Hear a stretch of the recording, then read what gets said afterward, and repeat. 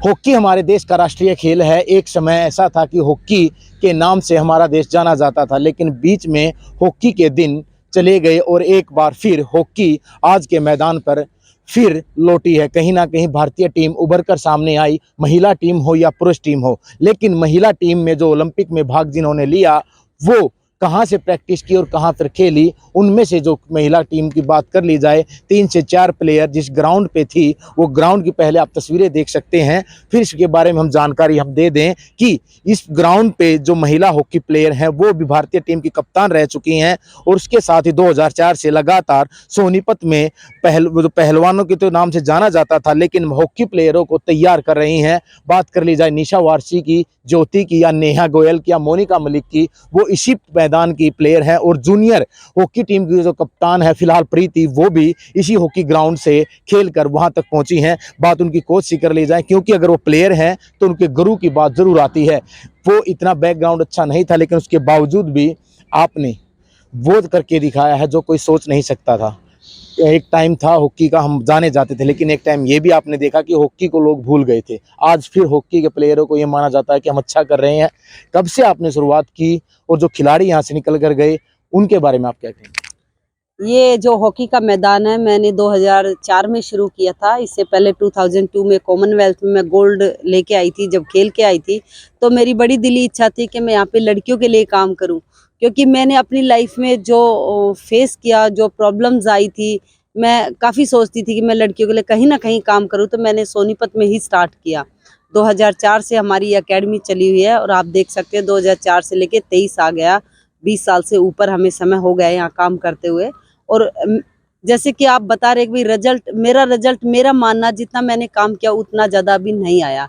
मैंने लेबर बहुत किया, बहुत काम इन बच्चों पे किया। उस हिसाब से मेरा एज ए कोच ये मानती हूँ कि और ज़्यादा लड़कियाँ हमारी खेलनी चाहिए थी और ज़्यादा ऊपर नेशनल लेवल पे मेडल आने चाहिए थे। और आप देख सकते हो पिछले 7-8 साल से हॉकी का जो आप बता रहे हो, मैन हो चाहे विमेन्स है, दोनों में बहुत अच्छे रिजल्ट आ रहे हैं।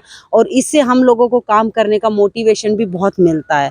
और जिस ग्राउंड में आज हम खड़े हैं, मैंने इसी ग्राउंड से ओलंपियन प्लेयर, एशियन गेम्स के, और आप मान सकते हो जूनियर टीम की जो प्रीति कैप्टन है, वो सब इसी ग्राउंड से निकले हों। आज तो हमारे पास टर्फ की सुविधा भी है। जब मैंने ग्राउंड स्टार्ट किया मेरे पास एस्ट्रो टर्फ की सुविधाएं भी नहीं थी। मेरे पास ये मान सकते हो कुछ भी नहीं था, सिर्फ एक हॉकी के ग्राउंड का रूप था, बाकी और कुछ भी नहीं था। बस इस काम को आप सोच सकते हो, पिछले 20 साल में जो मैंने काम किया वो मैं किसी के सामने अगर जो बताऊंगी तो बहुत लंबा टाइम हो जाएगा। लेकिन मैंने बहुत संघर्ष किया इस ग्राउंड को उठाने के लिए, जो कि अब मेरे को देखने में लगता है कि शायद मैंने इतनी मेहनत की तो उसका रिजल्ट अभी आना स्टार्ट हो गया। प्रीतम जी, आप किस किस खिलाड़ी के बारे में हम बात कर ली जाए कि जिन खिलाड़ियों को ओलंपिक में भी पहुंचे हैं, उन खिलाड़ियों का विवरण आप जरूर बताएं, क्योंकि वो जब भी उनका नाम आता है तो आपका नाम सबसे पहले। देखो, हमारी यहाँ से ग्राउंड से 3 लड़कियाँ ओलंपियन हैं। और सबसे पहले बताना चाहूँगी कि मैं ओलंपियन नहीं हूँ। इस चीज़ का मुझे हमेशा दुख रहा, क्योंकि हम ओलंपिक क्वालिफाई नहीं कर पाए थे। उस टाइम ओलंपिक क्वालिफाई करने के बड़े डिफ़िकल्ट राउंड थे, तो हम नहीं कर पाए थे। लेकिन उसी टाइम मैंने सोच लिया था मैं ओलंपियन प्लेयर तैयार करूँगी। और आप देख सकते हो वो मेरी जो सोच थी वो खरी उतरी है। जैसे आप नेहा गोयल है, शर्मिला है, निशा है, 3 लड़कियाँ हमारी ओलंपिक्स की टीम में गई। जब ये ओलंपिक की टीम में गई तो मैंने सोचा शायद मैं नहीं हुई थी ओलंपियन। जब ये खेल के आई तो मुझे लगा मैं ही ओलंपियन हो गई। तो हमारे 3 प्लेयर जो हैं ओलंपियन इस ग्राउंड से तैयार हैं। फिलहाल जो जूनियर टीम की जो जीती है हमारी जूनियर टीम हॉकी की, उसकी कप्तान भी प्रीति भी यहीं से है। वो कहाँ से आती है, क्योंकि उसके पिता भी राजमिस्त्री हैं, इतना अच्छी फैमिली नहीं है। उसको क्या लगा आपको कि इन्हीं प्लेयरों में कुछ कर सकते हैं? इस ग्राउंड में शुरू से ही ऐसा रहा है। जब अब तो फिर भी काफ़ी बच्चे हैं जिनकी बैकग्राउंड बहुत अच्छी आने लगी है। जब रिजल्ट आने स्टार्ट हुए, बच्चों को अच्छे नेशनल लेवल पे खेलने लगे, इंटरनेशनल लेवल पे खेलने लगे, तब पेरेंट्स ने सोचा हम खिलाएं। अच्छे लेवल के बच्चे भी अभी आने स्टार्ट हुए हैं। लेकिन उस टाइम का दौर था जब प्रीति वगैरह या नेहा वगैरह सब आते, बहुत कमज़ोर फैमिलियों से बच्चे आए थे।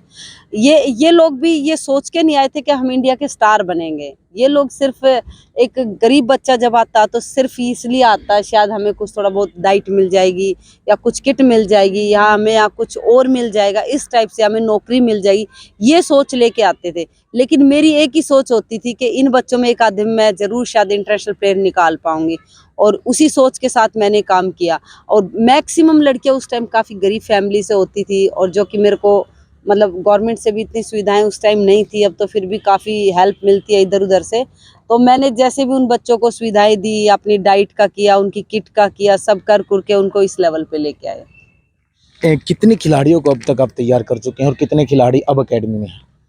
इस ग्राउंड से कम भी 10 से 12 प्लेयर जो है हमारे इंटरनेशनल हो चुके हैं और अच्छे लेवल पे खेल चुके हैं। बाकी जो है नेशनल लेवल पे तो हमारे 30 बच्चे जो हैं नेशनल के मेडलिस्ट हैं, गोल्ड मेडलिस्ट, सिल्वर मेडलिस्ट हैं, और बाकी बच्चे भी नेशनल पार्टिसिपेट कर चुके हैं। मैं सुबह शाम जो है 150 लड़कियां यहाँ पे कोचिंग लेती है मेरी, और जिसमें 20 लड़के भी हैं। अभी मैंने पिछले 2 साल से मैं लड़कों पे भी काम कर रही हूँ, जो छोटे छोटे जो लड़कियाँ खेलते हैं उनके भाई आते हैं, उन पे हम काम करते हैं।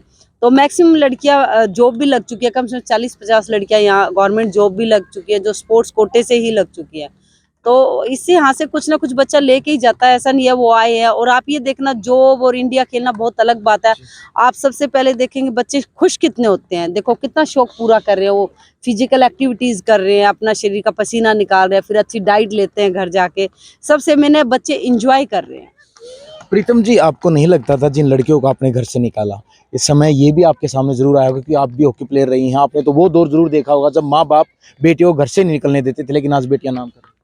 देखो, मैं झाड़सा गांव से बिलोंग करती हूँ, गुड़गांव के पास, जो कि लोग सोचते हैं शायद आज के टाइम में हरियाणा पे नंबर 1 है गुड़गांव, मतलब बहुत एडवांस है। लेकिन जिस टाइम मैं खेलती उस टाइम कुछ भी नहीं था। शायद मेरी फैमिली ने भी मेरे साथ ये प्रॉब्लम्स आई थी, मतलब मना किया था खेलने के लिए, बाहर नहीं जाओगे या ऐसे नहीं जाओगे, बहुत सारी चीज़ों को फेस किया मैंने। तो यही चीज़ जो मैंने सोच के किया कि मेरे साथ इतनी प्रॉब्लम आई है, इतना कुछ होने के बाद, तो इनके साथ कितनी आई होगी।